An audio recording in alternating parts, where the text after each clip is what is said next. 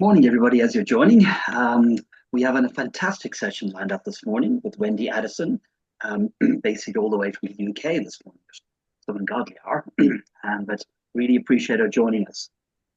Wendy basically has a whole different perspective on whistleblowing that I really enjoyed reading about. Um, she says, and I kind of agree, that if we get to the whistleblowing stage in any organization, it's gone too far. There's been a complete breakdown in the organization. And she has now spent a number of years kind of retracing the steps and helping organizations kind of not to get to the sensational blowout of the Enrons and the other leisure industry, shall we say, in the past that we've experienced in South Africa. And it's just about breakdown. It's about when people are not empowered to point out bad behavior. So what is okay in an organization? What is good, and what is not okay to do at any point? And then how do we all freely speak up and take each other to task when that happens? And we're also joined this morning by Better Place to Work, who are one of our partners. And this is exactly what they do as well. They set up these online diagnostics for companies to work out where the challenges are, where the pain points are, and then bring in great speakers like Wendy into your organization to help you to move things along. Because as Wendy was saying to me this morning, this is not easy. This is not an exact science, but we should be all headed in that direction. And I also just wanted to point out that Wendy is another fantastic example of, when she was in that whistleblowing situation and had to flee South Africa, she was, set up for something in the UK, and then that was just pulled out from under her. And now she has to pivot. She's got to move. She's got to try and find what to do. And she just kind of stuck to what she's passionate about, what she really wants to try and do and change, and just made that work. And those kind of stories are always heartwarming, because these are people that are building legacies in the world, and are really making a difference out there. And we all want to do that. So we get inspired by stories from Wendy. And one last point was that what I really loved was she took her son along on the journey. And isn't that so cool? Sometimes we try and protect our children, we try and not share things, but I think she seemed to go the opposite, and her son just came on board, and out of this whole disaster mushroomed, and grew this fantastic relationship that may not have been as strong had this not happened. So just wonderful stories coming out, Wendy. I cannot wait to hear what you've got on this morning. And yeah, I know you talk about putting the human experience first. So looking forward to hearing from you. Thank you. Oh, thank you so much for that introduction. It's a warm and validating introduction, Paul, and also for mentioning my son, and also focusing on the intention of speakers that come through your platform. It really is to inspire and motivate other people to be their best selves. And I know that that can sound like a meme of X, but it is a reality, and we are, as human beings, inspired by other people's actions. So I want to also thank Kathy, who's been very instrumental in bringing me on board here today. And specifically, I love the narrative shift, spark, and succeed, because I also believe that in order to have those triple S's in our lives, we need to choose courage at the same time too, to get to shift, spark, and succeed. Courage is required there. So I want to welcome everybody here today and thank you for coming along. And I want to speak to you this morning as human beings first and business people second, because I know how we all sit and wait to hear the voice of the genuine inside ourselves. Sometimes it's the only true guide we will ever have, is that genuine within ourselves. But sometimes we don't want to listen to what it has to say to us. And sometimes we hear what it says, but we choose not to act on that genuine. And if we do make those wrong choices, we are all at risk of being dangled at the ropes that other people will pull for us. So I want to bring the human-centeredness back into business, specifically around speaking up and listening up. And I want to start by asking you a question. Who's heard of life sucks and then you die? Anybody heard of that? I think most of us have heard of that. What about what doesn't kill you makes you stronger, right? I think, again, a lot of us have heard these narratives. And if you've ever been where I've been, life does sometimes suck. But let me tell you that you don't simply die. Life does not cease. You don't cease in those moments. It's often when we go down or we fall down the abyss that we rediscover life's treasures. Where we stumble, there lies our treasures. Besides, I think we can all agree that most of us have a deep longing to be better versions of ourselves when storms hit. That is the moment that we get an invitation to shine and be our best selves. So I have a different ending in terms of life sucks and then you die, and that is there's value in paying a price. And how do I know that? Well, I want to take you on my journey as South Africa's first corporate whistleblower and let you in to some of the lessons and skills and insights that I've learned along the way.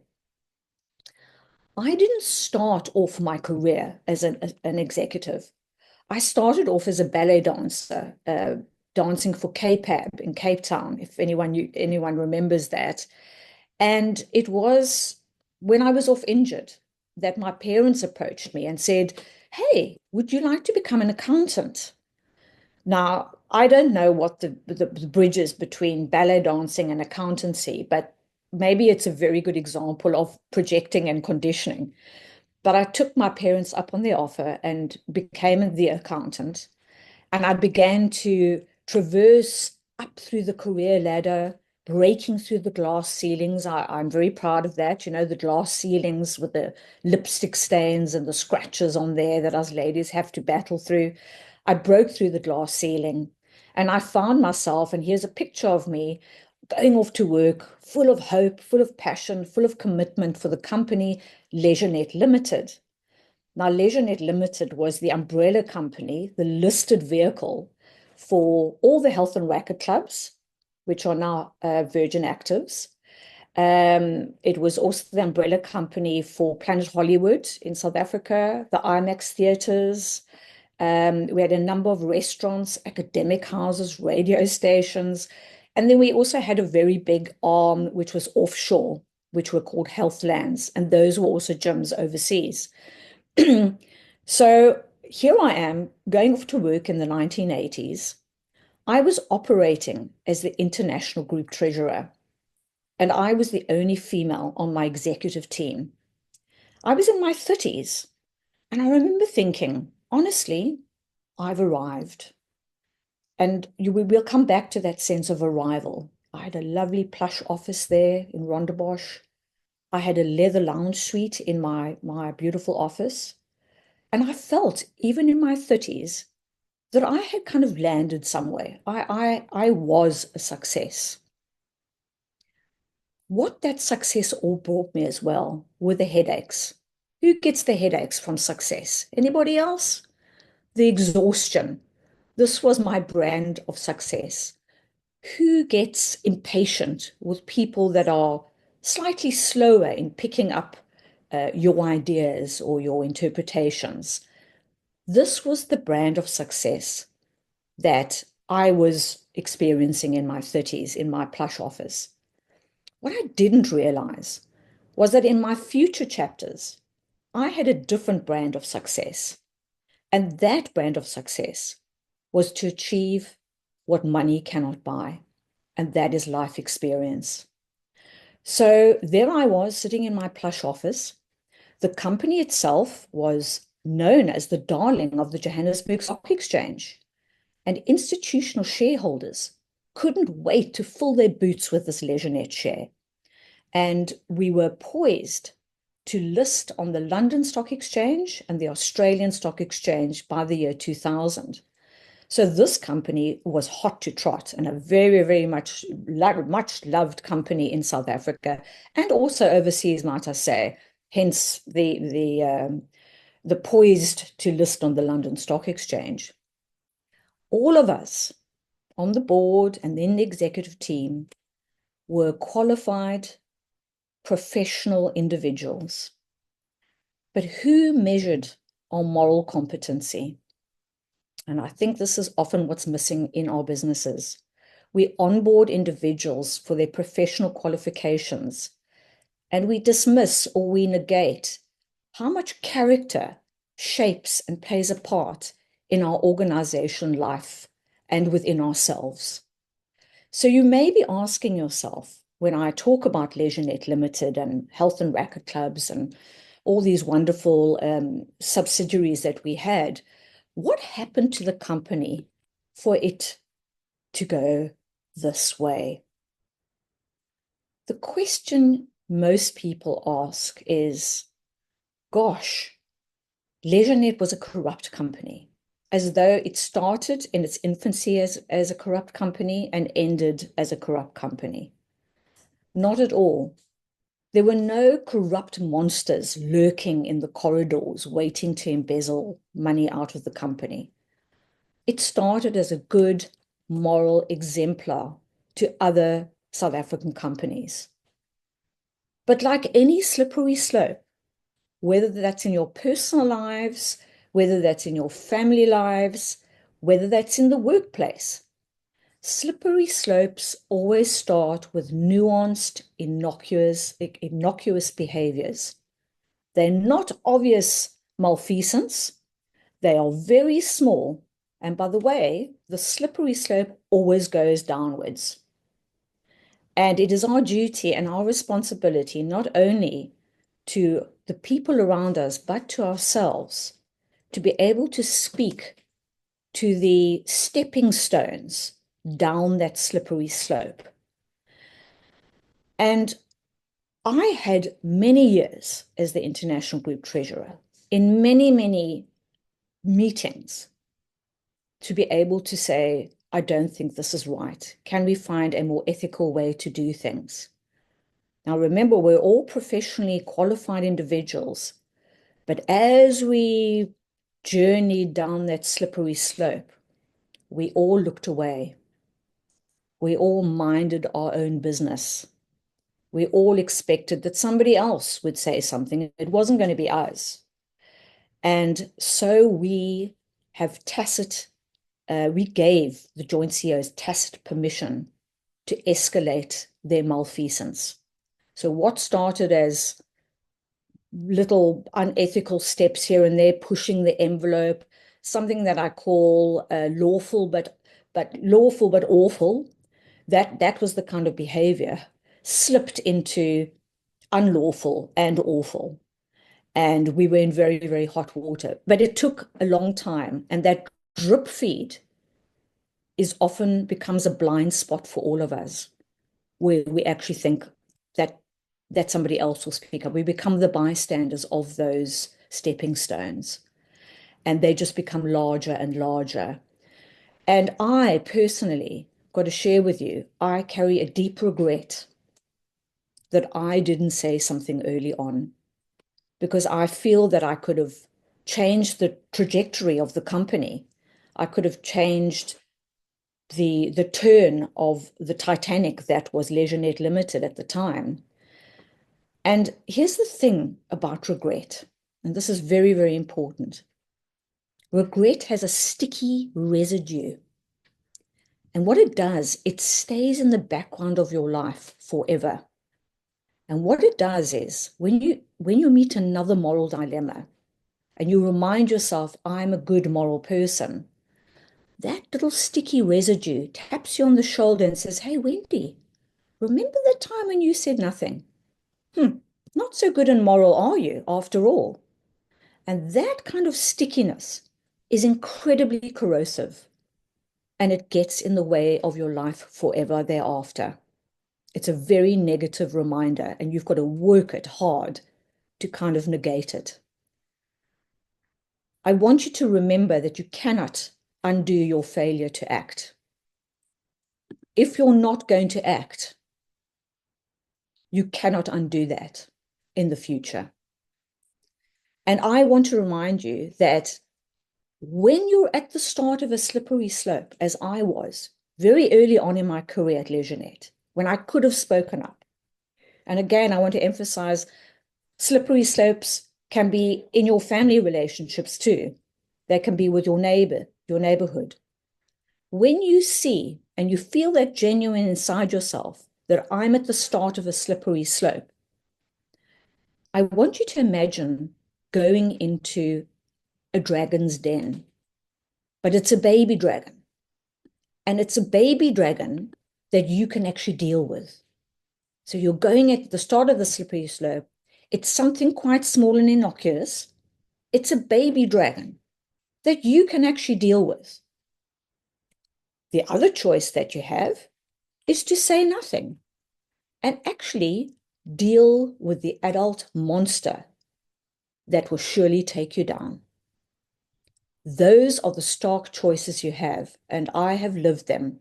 So I really want to remind you that the start of a slippery slope, any slippery slope, is an invitation to you to go into the baby dragon's den and to be able to speak up or listen up, whatever the context may be. So I remember in the year 2000, so I'd waited almost 9 years of actually saying something. And this is the thing about whistleblowing. It's far too late. The Titanic has already hit the iceberg and you're sinking. And I was instructed to begin transferring hundreds of millions out of the corporate banking account into a Jersey bank account. And I knew two things. We didn't have any operations in Jersey, so it was irregular. And I also knew that it was against a legal caveat that we had with the South African Exchange Control Bureau. And I remember thinking, I'm going to go and say something. I'm going to speak to the joint CEOs. And as I thundered down the corridor towards their office, I was like a bull with a fly in my ear. And that buzzing were all the 9 years of collected culmination of emotions, frustration, anger, vulnerability. I was afraid. I was annoyed. But I was prepared to have this conversation. And I remember as I thundered down the corridor towards their office, thinking I'm going to tell them that I care about them. I care about the organization. I care about myself. And this conversation is important to have. I'm not going to comply with their instruction. However, here's the thing about conversations. I wasn't skilled in what I call a courageous conversation. So instead of me having my emotions had me. And when I entered into their offices, I shrieked with outrage around what they were doing. And they very quickly reminded me of my vulnerability as a single mom and their power in their positions. And I was quickly shut down. And I remember scuttling back, my tail between my legs, into my office and thinking, right, I'm being met with a moral dilemma. Do I simply look the other way, mind my own business? Do I consider my social contract with humanity beyond my employment contract with the company I was working with? And I had a lot of arguments against why I should do that. And one of them was, I don't want to look like a jerk. I don't want to be that skunk at the picnic party. I like my team. I don't want to get my team into trouble. And then followed by, I'm the only female on the team. Why should it be me to speak up? I'm the only single parent in the organization. Why should it be me? So I had a lot of natural negative narratives reminding me of why I shouldn't say something. But here's the thing. There was a louder voice that overpowered those negative narratives. And it was the voice of my son, Now, my son was 12 at the time. It wasn't his voice. It was his voice as a 20-year-old, or maybe younger, so late teens. And what his voice reminded me of was that it was my personal legacy, my personal reputation that would matter at the end of my days. All my high status positions, my fancy clothing, everything that I had and was consuming in my life, that would all crumble and fall away. And all that I would be left with is the person that I had become. And that was the person my son and myself would live and die with. And it was that impetus that decided and motivated me to pick up the phone and phone anonymously the South African Exchange Control Board. They invited me in for an interview, but because some of their board played golf with the joint CEOs of LeisureNet, I wasn't prepared to take that risk. Now, as a reminder, this is the year 2000. South Africa doesn't have any PIDA. They don't have the Protected Disclosures Act for whistleblowers. There is no framework like that. So I just said I'll come back to them. I asked them a question about if I transferred the hundreds of millions, would I be breaking the law? And they said yes, you would be liable if you transferred that money. But I left it to simmer, to decide what to do. And within that time frame, they did a dawn raid. Well, it wasn't them. It was the Scorpions. It was Sonnenberg's attorneys. It was SARS. They did a dawn raid on the building. And very quickly, I was the person that was identified that had spoken out against the organization. And I was quickly dismissed. I'd lost my career. I'd lost my livelihood, and I almost lost my life and my son's life. What followed was a deeply, pervasively dark period of time when my son, remember he was 12, and myself began to get death threats. And as anyone listening from a South African perspective will know, that whistleblowers, not only in South Africa, but South Africa seems to have a bunch of whistleblowers that are taken out. So when we started getting those death threats coming through via email, anonymously, telephone calls, we knew it was serious. And when they sent a gang to my son's primary school, I would imagine to kidnap him, that was a signal for us to leave South Africa and put ourselves into self-imposed exile in the UK. So off we jetted, we left everything behind, found myself in the UK, and very quickly I got two job offers, one from Channel 4 and the other one from Virgin Group, Richard Branson. And both of these jobs came via recruitment agencies. And I remember thinking, I'm going to take the Virgin job because it's very much aligned with the leisure industry. It's something I know very well. What I knew when I'd left South Africa was when they began a forensic examination of the company, they determined that so much money had already been embezzled by the CEOs into their personal Jersey bank accounts that the company should go into liquidation. And that would have been a big hit for the economy of South Africa. We had up to 8,000 employees in the South African context. All of them would lose their jobs. And so it was determined that someone should call international possible, probable purchasers to purchase health and racquet clubs. And there I was sitting in Notting Hill Gate at the Virgin head office with Richard Branson 2 stories above me when Nelson Mandela makes a call to Richard Branson and says, hey, we've got this gym company that you might want to look at. And fair enough, Richard flew off to Cape Town, had a meeting with the joint CEOs who hadn't been charged with anything. They hadn't, their determination hadn't gone that far yet, did a deal with them. And you can guess what happened to me. I became collateral damage to those negotiations. So Richard Branson had been told by the joint CEOs, you cannot have Wendy Addison as your group treasurer. And when he flew back, I was dismissed from my job and marched off the premises in a very Kafkaesque fashion. And it took me many, many years and many, many reach outs to many, many people to find out what that was actually about. And now I know. What followed was deeply despairing for me. I had now been labeled as a whistleblower in South Africa. So if you Googled my name, you would see I was a whistleblower.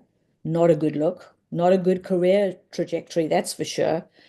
I'd also been fired by the god of entrepreneurship in Britain, Richard Branson. That wasn't a good look either. And I'd simply become blacklisted in terms of recruitment opportunities. And one recruitment agent said to me, you know, there are no convictions, Wendy, in this case, that you say that you did the right thing. And for all we know, you could have stolen the money. So we're not going to put you forward for jobs because that would risk our relationship with our clients. There didn't seem to be any lane for me in terms of job opportunities to follow. And I became a deeply diminished, one-dimensional, cardboard cutout Wendy, not the person you see in front of you today.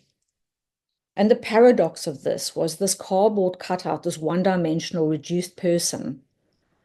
When I opened the fridge and there was no food and there was no money to pay the rent, I did the only thing that I thought was available for me to survive, and that was for me to go and beg on the streets so that I could feed myself and my son. And I literally had gone from being a board member sitting in boardrooms to sitting on a cardboard box in Kingston upon Thames in England. We also began squatting in the house that I had previously been renting, afraid that bailiffs would come and lock us out at any time. And this is how I lived for 6 months. This is how we lived. But it was on the streets that I learned courage and philosophy. And I learned these things from my fellow beggars, drunkards, sex workers. I learned it from them. I had this vast expanse of nothingness in front of me, which often precedes a transformation and follows a transformation. Even though I was unemployed, this, looking at this vast nothingness, became a full-time job for me. I also had my first courageous conversation on the streets. Now, a lot of people would say to me, Wendy, you were terribly courageous as a whistleblower. Yes, I think courage is required to blow the whistle. But I did it codified in my executive suit, codified in my role as the international group treasurer. So there was a lane, there was a framework for me to follow. Being on the streets, stripped of everything that I had in my life, stripped of my sense of self, naked and afraid and vulnerable, I spoke up to people that came past me on the streets, despite the fear that I had. And this is what underscores what a courageous conversation is. I determined that I needed to speak up despite my fears and my vulnerabilities. And it was those courageous conversations where I intentionally and intelligently invested my courage in just having the conversation and not in the outcome. This is where we often take a wrong turn. I couldn't determine the outcome because I'd never been in this place as a beggar before. So I didn't have the language. I didn't have a marketing skill or a PR diploma to make this spin sound better. It was in my vulnerability that I found my courage. And you know what? People responded to that vulnerability with their own vulnerability. and began to tell me their stories. And so collectively, we found a collegial courage between us. Now, 3 minutes left, Wendy, to wrap up. Sorry. sorry, were they, Paul? Or just 3 minutes left to wrap up if you can. Got it. 3 minutes, yeah. I can do that. So how did I get off the streets? Well, those courageous conversations propelled me forward. It took me 11 years after being on the streets to secure jail sentences in South Africa. That is a phenomenon, not just about me, but the justice system in South Africa was prepared to do the right thing, even though it took 11 years. Thereafter, people started reaching out to me, giving me awards. Here's a giraffe award for sticking my neck out. I was invited to the States to meet Daniel Ellsberg, the Pentagon whistleblower, and the FBI whistleblower Colleen Rowley. I sat on the heroism of whistleblower panel, and this was all orchestrated by Dr. Phil Zimbardo. If anybody's done psychology, they'll know Dr. Zimbardo. He's a very close friend of mine. And it's the Courageous Conversations module that is his. This goes back to the Stanford prison experiment in the 1960s and how we actually speak up to injustice. I began to get recognition alongside people like Steve Jobs. Now, with humility, I know I'm not Steve Jobs, but boy, to go from a boardroom to the streets and then have that recognition was incredibly validating to my experience. Now, here's the thing about courage, and I want to make this really clear. A lot of people think courage comes from power or being empowered. It's counterintuitive to that. Courage comes from vulnerability. You've got to suck it up. You've got to suck up something in order to get to courage. So finally, I want to say to you, stop playing the short-term game and start playing the long-term game. That long-term game is about seizing the rope of experience that comes through to us every day as invitations via little pop-up opportunities for us to practice our courage. Whatever that looks like, it's the ability to actually suck up the vulnerability to get to courage. So embrace the suck, be the courageous person, and do this intelligently and with intent. And I think I want to finish on that note, Paul. Wendy, thank you. That was fantastic, and I think what we took out of this as well. I mean, remember, there's a lot of conference organizers on the call, and they're trying to work out how do they position you at their conferences, and I think it's about empowering people and giving people the structure to have these courageous conversations so that it has impact at the time. Had someone given you that, maybe that conversation with those two directors could have gone differently, and you wouldn't have had that. I don't think you should have that regret, by the way. Thank you. But noted that it can be there. So yeah, but I think you gave us a lot to think about, and I think you're incredibly brave, and you talked about it wasn't a good look. Well, I don't know, it depends on who's looking at it, but you certainly have a good look now. I mean, and what you did about it, and that fantastic son of yours. So Thank you. that's all from me, Wendy. Thank you. And I'm going to hand it over to Kathy now, but it was lovely. Thank you very much. Thank you, Paul. Thank you so much, Wendy. That was such an interesting story, something quite unique. And I think it's very difficult to be courageous because there are so many negative things that you can think. I don't need to do this. I don't want to get into trouble. Hurt somebody's feelings. Like you said, people's jobs at risk and all of those things. But you definitely changed the course of something that was going to really, really be detrimental. And I know your life was in danger and all of those things, but it's definitely something that really did change the trajectory. And I'm really glad you're back in South Africa now. At least you're back home. Yes, thank goodness. So yeah, after 25 years of being outside of South Africa, I'm back, and thank you so much for your warm welcome. Feels good. Excellent. At least you're not in Joburg where it's nice and it's freezing. So thanks, Oh, so much. Oh, sorry to tell you, it's a lovely day here out in Northern. So next week we're going to be having Linda Kasonda, and she is a lawyer and a civil rights activist. She's an owner and founder of the LCK Chambers, and is also founder and executive director of the Chapter One Foundation. She speaks on leadership and geopolitics, and she is very inspirational. So that'll be quite a unique one to see next week as well. So please join us at 9:00 next week.